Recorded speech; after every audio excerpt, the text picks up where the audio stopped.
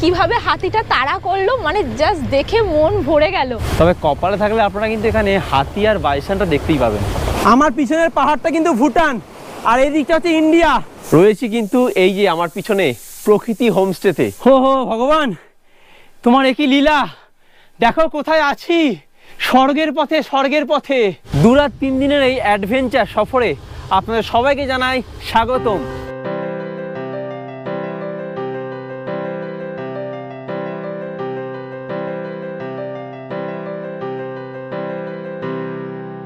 কলকাতা থেকে 2 রাত 3 দিনে মাত্র 1300 টাকায় 4 বেলা থাকা খাওয়া নিয়ে চলুন আজ আমি আপনাদের ঘুরিয়ে আনবো ভুটানের কোলে ছোট্ট একটি গ্রাম বক্সা জয়ন্তী থেকে, যেখানে থাকবে প্রচুর অ্যাডভেঞ্চার, থাকবে বড় মহাকাল ও ছোট মহাকাল দর্শন, সাথে বক্সা জঙ্গলে জিপ সাফারির মজা, থাকবো জঙ্গলের মাঝে প্রকৃতি হোমস্টেতে। 4 বেলা থাকা খাওয়া নিয়ে মাথাপিছু খরচ মাত্র 1300 টাকা। তবে চলুন গল্পটা শুরু করি বাড়ির কাছের শিয়ালদা স্টেশন থেকে। শুভ সন্ধ্যা বন্ধুরা, রয়েছি এখন শিয়ালদা স্টেশনে, আর ঘড়ি বলছে রাত 8টা। আর আজ শিয়ালদা স্টেশন থেকে রাত 8:30টার 13149 শিয়ালদা আলিপুরদুয়ার কাঞ্চনকন্যা এক্সপ্রেসে করে যেতে চলেছি নতুন এক যাত্রাপথের উদ্দেশ্যে। তো চলুন বেরিয়ে পড়ি। ঘড়িতে কিন্তু এখন বাজে এক্স্যাক্ট 8:30, আর আমাদের ট্রেন কিন্তু ছেড়ে দিল আলিপুরদুয়ারের উদ্দেশ্যে। আজ যাব আলিপুরদুয়ার। শিয়ালদা থেকে কাঞ্চনকন্যা এক্সপ্রেস এই একটি মাত্র ট্রেন আলিপুরদুয়ার যায়, যা স্লিপারের ভাড়া 400 টাকা, এসি 3 টায়ারের ভাড়া 1090 টাকা। ট্রেনটি যেতে সময় লাগে প্রায় 16 ঘন্টা। ট্রেনের যাত্রাপথ খুবই সুন্দর, খুবই মনোরম। দুপাশের প্রাকৃতিক সৌন্দর্য দেখে আপনি বারবার মুগ্ধ হবেন। বক্সা জয়ন্তী বেড়াতে গেলে আপনাদের প্রথমেই আসতে হবে আলিপুরদুয়ার বা নিউ আলিপুরদুয়ার জংশনে। তবে সব থেকে কাছের স্টেশন হচ্ছে রাজা ভাতখাওয়া স্টেশন। আমরা কিন্তু চলে এসেছি রাজা ভাতখাওয়া স্টেশনে, আর এখান থেকে আমরা কিন্তু যাব 2 রাত 3 দিনের জয়ন্তীর উদ্দেশ্যে। রাজা ভাতখাওয়া স্টেশনে যদি আপনারা নামেন, সেক্ষেত্রে আপনাদের শিলিগুড়ি থেকে কিন্তু ট্রেন চেঞ্জ করতে হবে। ডাইরেক্ট কলকাতা থেকে ট্রেন কিন্তু রাজা ভাতখাওয়া স্টেশনে আসে না। আমাদের কাঞ্চনকন্যা ট্রেনটা এখানে দাঁড়িয়ে ছিল বলে কিন্তু আমরা নেমে গেলাম, যেহেতু এটা কিন্তু নিয়ারেস্ট হবে। আর একটা কথা, এই 3টে স্টেশন থেকে কিন্তু আপনারা জয়ন্তীর কোনো শেয়ার অটো পাবেন না, আপনাদের কিন্তু রিজার্ভ করেই যেতে হবে। আমরা যে হোমস্টেতে আছি তারাই কিন্তু আমাদের সমস্ত ব্যবস্থা করে দিয়েছে। হোমস্টে থেকে আমাদের জন্য অটো পাঠানো হয়েছে। এই অটো করে আমরা কিন্তু এখন যাব বক্সা টাইগার রিজার্ভের মধ্যে দিয়ে জয়ন্তীর উদ্দেশ্যে। চাইলে আপনারাও আগে থেকে বলে রাখতে পারেন, হোমস্টে থেকেই সমস্ত ব্যবস্থা করে দেওয়া হবে। আমাদের অটো কিন্তু এখন বক্সা টাইগার রিজার্ভের মধ্যে দিয়ে যাচ্ছে। এখানে কিন্তু 2 হুইলার এন্ট্রি দেওয়া হয় না, একমাত্র স্থানীয়দের এন্ট্রি আছে। এছাড়া আপনারা চাইলে 4 হুইলার বা অটোতে যেতে পারেন। আর এই রাজা ভাতখাওয়া স্টেশন থেকে জয়ন্তীর দূরত্ব কিন্তু 15 কিলোমিটার, অটোতে সময় লাগবে প্রায় 30 মিনিট।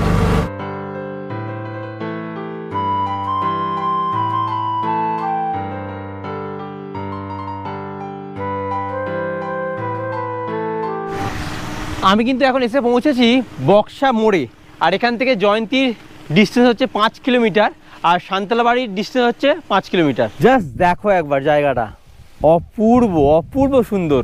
আমি এখন এসে পৌঁছেছি কিন্তু বালা সেতুর ওপরে, আর নিচে দিয়ে বয়ে যাচ্ছে বালা রিভার। জল নেই, কিন্তু এখানকার প্রাকৃতিক সৌন্দর্য অসাধারণ, জাস্ট মনোমুগ্ধকর পরিবেশ। আমরা কিন্তু চলে এসেছি জয়ন্তী, আর জয়ন্তীতে আমরা কিন্তু 2 রাত 3 দিন থাকবো এই প্রকৃতি হোমস্টেতে। হোমস্টে এবং হোমস্টের পরিবেশ আপনাদেরকে ঘুরিয়ে দেখাবো। তার আগে একটু ফ্রেশ হয়ে নিই, এখনো তো আছি 2 দিন। জঙ্গলের মাঝে সুন্দর পরিবেশে আমরা 2 দিন থাকবো প্রকৃতি হোমস্টেতে। এখানে মোট 3টি রুম আছে, 2টি সিঙ্গেল বেডরুম ও 1টি ডবল বেডরুম। হোমস্টের প্রতিটা রুমই কিন্তু কাঠের তৈরি। ভিতরে আপনারা কিং সাইজ বেড, আলমারি ও অ্যাটাচ ওয়াশরুম পেয়ে যাবেন। এখানে কিন্তু মোটামুটি আপনারা 3 থেকে 4 জন থাকতে পারবেন, কোনো অসুবিধা নেই। আরও একবার আপনাদের বলে দিই, মাত্র 1350 টাকায় আপনারা কিন্তু এখানে 4 বেলা থাকা খাওয়া আপনারা পাবেন। মানুষের প্রয়োজনীয় সমস্ত কিছুই আপনারা ভিতরে পেয়ে যাবেন। হোমস্টের মাঝে একটি ওপেন ডাইনিং স্পেস রয়েছে এবং একটু সাইডে রয়েছে বনফায়ার ও বারবিকিউ করার জায়গা। রুমে প্রবেশ করেই প্রথমেই আমরা পেয়ে গেলাম ওয়েলকাম ড্রিঙ্কস, আর তারপর একটু ফ্রেশ হয়ে চলে এলাম লাঞ্চ করতে। প্রথম দিন লাঞ্চে ছিল ভাত, ডাল, আলু ভাজা, চুনো মাছের ঝাল, সাথে মাছের কালিয়া, চাটনি, পাঁপড় ও স্যালাড। সেদিন আমরা তাড়াতাড়ি লাঞ্চ করে একটু রেস্ট নিয়ে বেরিয়ে পড়লাম জঙ্গল সাফারির উদ্দেশ্যে। ঘড়ির কাঁটায় এখন বাজে বিকেল 4টে, আর আমরা কিন্তু এখান থেকে এখন যাচ্ছি বক্সা টাইগার রিজার্ভ সাফারির উদ্দেশ্যে। তো চলুন বেরিয়ে পড়ি। আপনারা যদি বক্সা জয়ন্তী ঘুরতে আসেন আর যদি ভাবেন যে বক্সার এই টাইগার রিজার্ভ সাফারি করবেন, তাহলে সেক্ষেত্রে বলবো আমরা যে হোমস্টেতে রয়েছি সেই হোমস্টের বাদলদা, ওনার সাথে কন্ট্যাক্ট করে নেবেন। আপনাদের কিন্তু নিজের থেকে কোনো রকম বুকিং করতে হবে না, ওনাকে বললে উনি কিন্তু সমস্ত কিছু অ্যারেঞ্জমেন্ট করে রাখবে। আমাদের কিন্তু বুকিং করা ছিল না, বাদলদাই কিন্তু আমাদের ব্যবস্থা করে দিল বক্সার এই সাফারির জন্য। জঙ্গলে সাফারির জন্য হোমস্টেতে আগে থেকে বলে রাখাই ভালো। বক্সা জঙ্গলে আপনারা 25 মাইল, 26 মাইল ও সাথে বিভিন্ন ওয়াচ টাওয়ার দেখতে পারেন। গাড়ি ও গাইড নিয়ে আমাদের টোটাল খরচ পড়েছিল 2500 টাকার মতন। বিস্তারিত জানতে আপনারা বাদলদাকে এই স্ক্রিনে দেওয়া নাম্বারে ফোন করে কথা বলে নিতে পারেন। এই জঙ্গলে আপনারা হাতি, বিভিন্ন প্রজাতির হরিণ, বাইসন, ল্যাপার্ড ও প্রচুর পরিমাণে ময়ূর দেখতে পাবেন।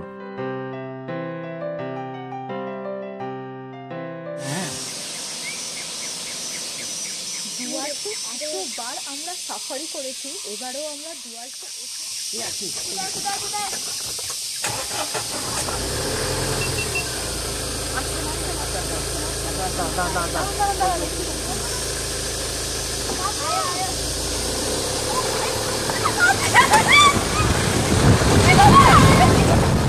দেখলেন কিভাবে হাতিটা তাড়া করলো, মানে জাস্ট দেখে মন ভরে গেল। এতদিন পর্যন্ত আমরা ছবিতে দেখেছি, ফোনে হোক বা টিভিতে হোক, এই ফার্স্ট টাইম রিয়েল দেখলাম যে হাতি এইভাবে তাড়া করলো। দারুণ লাগলো। এর আগেও আমরা জলদাপাড়া ঘুরেছি কিন্তু হাতি দেখিনি। মনে খুব ইচ্ছা ছিল যে এবারে অন্তত হাতি দেখবো, সেই স্বাদটা পূরণ হয়ে গেছে। দেখুন কত কাছ থেকে আমরা ময়ূর দেখতে পাচ্ছি, এই দেখুন। আর জঙ্গলের ময়ূর তো দারুণ দেখতে লাগে। আমরা এখন জঙ্গলের মধ্যে এসে পৌঁছেছি একটা ওয়াচ টাওয়ারে। এটার নাম হচ্ছে হাতি ওয়াচ টাওয়ার। দেখুন একদম ঘন জঙ্গলের মধ্যে কিন্তু রয়েছে এই ওয়াচ টাওয়ারটা। এখানে ফরেস্ট ডিপার্টমেন্টের লোক রয়েছে। এই জায়গাটা কিন্তু বেশ সুন্দর। বক্সা জয়ন্তী ঘুরতে আসলে আমি বলবো অবশ্যই কিন্তু বক্সার এই সাফারিটা করবেন। আমি যে সাফারিটা করছি যে দাদার সাথে, আমি ফোন নাম্বার স্ক্রিনে এবং ডেসক্রিপশন বক্সে কিন্তু দিয়ে দেবো। চলুন আমরা এটার উপরে যাব, উপর থেকে একটু দেখবো। দেখুন লেখা রয়েছে হাতি ওয়াচ টাওয়ার। এই দেখুন, অ্যাকচুয়ালি এটা হচ্ছে একটা সল্ট পিট, এখানে কিন্তু নুন দেওয়া রয়েছে। সেদিন জঙ্গল থেকে হোমস্টেতে ফিরতে ফিরতে প্রায় সন্ধে হয়ে গিয়েছিল। হোমস্টেতে ফিরে আমরা একটু ফ্রেশ হতে না হতেই হাতে পেলাম গরম গরম চা ও সাথে পকোড়া। শুরু হলো বনফায়ার। সেদিন সন্ধে জমিয়ে বেশ আড্ডা দিচ্ছিলাম। তারপর রাত 10টা নাগাদ ডিনার করতে বসে পড়লাম। ডিনারে ছিল রুটি, আলু ভাজা ও সাথে চিকেন কষা।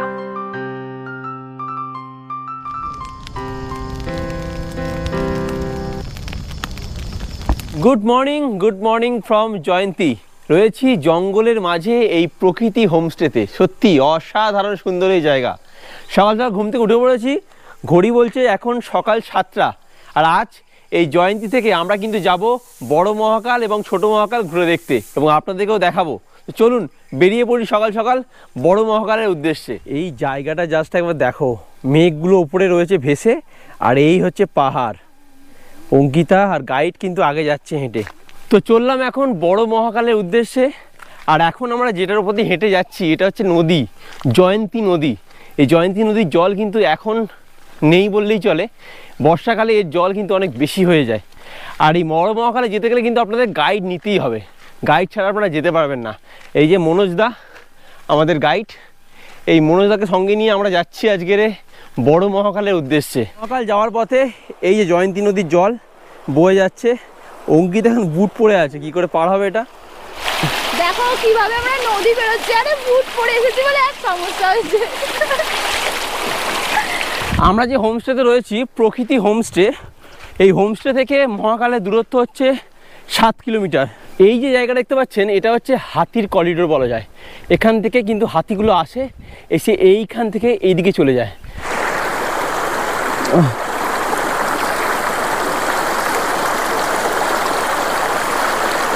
ওহো রে, এ তো স্বর্গের পথে রওনা দিয়েছি আমরা। একটা কথা আপনাদেরকে বলি, যারা অ্যাডভেঞ্চার পছন্দ করেন তাদের জন্য এটা হচ্ছে আইডিয়াল জায়গা। এত সুন্দর এই জায়গা, মানে বলার মতো নয়। বন্ধুরা কোথায় এসছি দেখো, স্বর্গে। আমার এই দিকটা রয়েছে কিন্তু ভুটান, আর এই দিকটা রয়েছে ইন্ডিয়া, আর মধ্যখান থেকে চলে গেছে জয়ন্তী নদী। এটাই হচ্ছে সীমানা। আমি কিন্তু একদম সীমানার কাছে দাঁড়িয়ে আছি। একদিকে ভুটান, একদিকে ইন্ডিয়া, আর ওই ওপরে যে পাহাড়টা যেটা মেঘে হালকা ঢেকে গেছে, ওখানেই রয়েছে কিন্তু বড় মহাকাল, যেটাতে আমরা এখন যাব।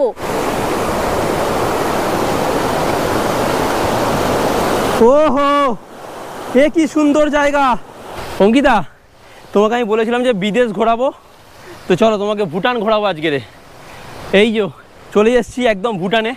আমি এখন যে সাঁকোটা পেরোচ্ছি, এই সাঁকোটা পেরোলেই কিন্তু ভুটান। এই যে চলে এলাম ইন্ডিয়া থেকে ভুটান। অঙ্কিতা এসো এসো, পারবে। সাথে কিন্তু মহাদেব আমাদের জন্য চেলা পাঠিয়ে দিয়েছে তার। এই দেখুন, ও কিন্তু সেই জয়ন্তী নদী থেকেই আসছে আমাদের সাথে। আসো। পড়ে যাবে, তুমি স্লিপ খেয়ে যাবে। এই দেখুন, মহাদেব কিন্তু তার চেলাকে আমাদের সাথে পাঠিয়ে দিয়েছে, কোনো চিন্তা নেই। ওরে বাপরে বাপ, মানে অনেক জলটা গভীর আছে, হাত ধরে আস্তে আস্তে। এই দেখুন লেখা রয়েছে বড় মহাকাল, হর হর মহাদেব, জয় শিব শম্ভো। চ ওরে বাপরে বাপ, এটা কিন্তু খুব ডেঞ্জার। এখন যে জায়গাটা আমরা বেরোচ্ছি, এটা পেরোতে গেলে মহাদেবের নাম করবেন, হর হর মহাদেব, হর হর মহাদেব। এই জায়গাটা পেরোনো খুবই কষ্টকর, এই জায়গাটা খুবই টাফ। এই দেখুন জল কিভাবে আসছে। অঙ্কিতা সাবধানে, ওপর দিয়ে আমাদের উঠতে হবে। অঙ্কিতাও দেখছে, আর আমাদের মহাদেবের বাহনটাও কিন্তু দেখছে, মহাদেবের চালাও দেখছে। ও বাবা, ও তো আরামসে উঠে যাচ্ছে। অঙ্কিতা ওই দেখো কিভাবে উঠছে, দেখো। ওরে সাবাস, হর হর মহাদেব, হর হর মহাদেব। এই বড় মহাকাল যাওয়ার পথটা কিন্তু খুবই কঠিন। একটাই কথা বলবো, আপনারা কিন্তু অবশ্যই গাইড নিয়ে আসবেন বা একসাথে অনেক মিলে আসবেন, কারণ যদি আপনারা একা আসেন তাহলে কিন্তু রাস্তা হারিয়ে ফেলতে পারেন। রাস্তা কিন্তু খুব সরু, সে কারণে পাশে কিন্তু দেখুন এরকম ধরার জন্য তার দিয়ে বাঁধা রয়েছে, এটা ধরে ধরে আপনারা যেতে পারেন। এই দেখুন চলে গেছে সিঁড়ি। অনেক কষ্ট করে অবশেষে কিন্তু চলে এসেছি জয়ন্তীর এই বড় মহাকাল। দেখুন আমার পিছনে গেট দেখা যাচ্ছে, এখান থেকে যাব আর একটুখানি বাকি। আমাদের কিন্তু এবার জুতো ব্যাগ সব রেখে দিতে হবে। আমরা ব্যাগ আর জুতো রেখে দিয়েছি, যাবো এবার ওপরে। মহাদেবের বাসস্থান যে কোন কোন জায়গায় রয়েছে না এলে না দেখলে সত্যি বিশ্বাসই করা যায় না। রয়েছে কিন্তু শিকল, এই শিকল ধরে আপনাদেরকে ওপরে উঠতে হবে।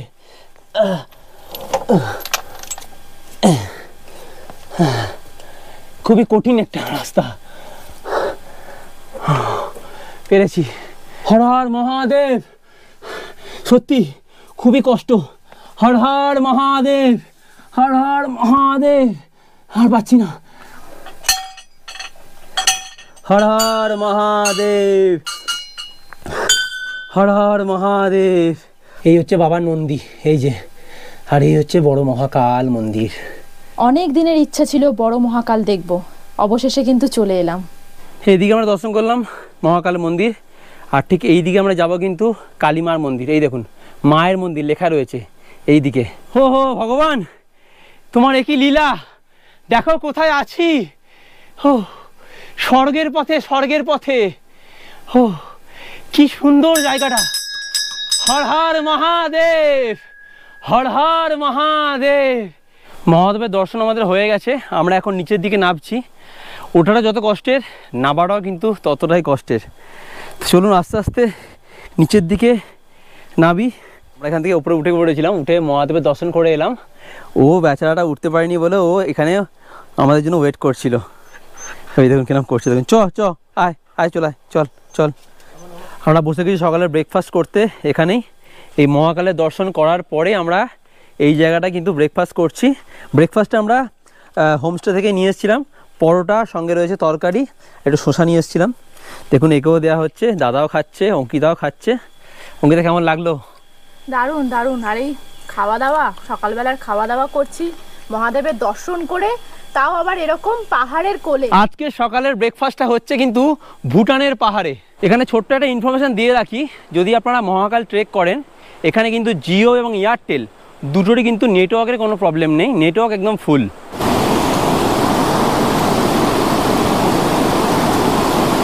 এই যে চলে এলাম ছোট মহাকালের দর্শনে, একদম একটুখানি কাছেই। হর হর মহাদেব, জয় শিব শম্ভু। এই দেখুন এটা হচ্ছে ছোট মহাকালের ঝর্ণা। ও কি অপূর্ব এই জায়গাটা, দারুণ দারুণ। এটা হচ্ছে ছোট মহাকাল। হর হর মহাদেব, হর হর মহাদেব, হর হর মহাদেব। ছোট মহাকাল, বড় মহাকাল সমস্ত কিছু আমরা কিন্তু ঘুরে দেখে নিলাম। এটা করতে গেলে আপনাদের কিন্তু গাইডের প্রয়োজন হবে। আমরা যে হোমস্টেতে ছিলাম, প্রকৃতি হোমস্টে, সেই হোমস্টের দাদা কিন্তু সমস্ত কিছু অ্যারেঞ্জমেন্ট করে দিয়েছিল। এখানে আসার জন্য গাইডের ব্যবস্থা সব কিছু ওনারাই কিন্তু অ্যারেঞ্জমেন্ট করে দিয়েছিল। তাই আমি দাদার নাম্বারটা দিয়ে দেবো স্ক্রিনে, আপনারা ফোন করে কথা বলে নেবেন আর চলে আসবেন এই মহাকাল। তো মোটামুটি চলে এলাম আবার কিন্তু আমাদের হোমস্টে, এই প্রকৃতি হোমস্টেতে। ঘড়িতে সময় বলছে এখন 2:20। আমরা বেরিয়েছিলাম কিন্তু সকাল 7টায়, আর এখানে ফিরে এলাম 2:20-তে, মানে প্রায় অনেকক্ষণ সময় লেগে গেল কিন্তু। তো এসে গেছি যখন, আগে লাঞ্চ করব, তারপরে বাকি কথা বলছি। খুব খিদে পেয়েছে, চলুন আগে লাঞ্চটা সেরি। সেদিন আমরা তাড়াতাড়ি লাঞ্চ করতে বসে গেলাম। লাঞ্চে ছিল ভাত, ডাল, আলু ভাজা, চচ্চড়ি, মাছের ঝাল, চাটনি ও পাঁপড়। দুপুরে জমিয়ে একটা লাঞ্চ দিয়ে রেস্ট নিলাম। তারপর সন্ধে হলো। সন্ধেবেলা চলে এলো চিকেন পকোড়া ও সাথে কফি।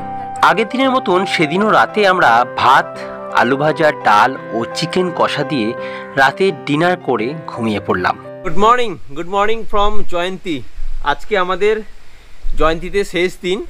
আমরা রয়েছি এখন প্রকৃতি হোমস্টেতে, আর সকাল সকাল ঘুম থেকে উঠে পড়েছি। আর সকালটা কিন্তু ভীষণ সুন্দর। এই যে পরোটা, এই যে পরোটা, তরকারি রয়েছে, ডিমের পোচ রয়েছে, আর সঙ্গে একটু আম রয়েছে। তো এই হচ্ছে সকালের ব্রেকফাস্টটা করে নিয়ে একটুখানি জয়ন্তীটা ঘুরে দেখবো, আর তারপরে কিন্তু আমরা বেরিয়ে যাব বাড়ির উদ্দেশ্যে।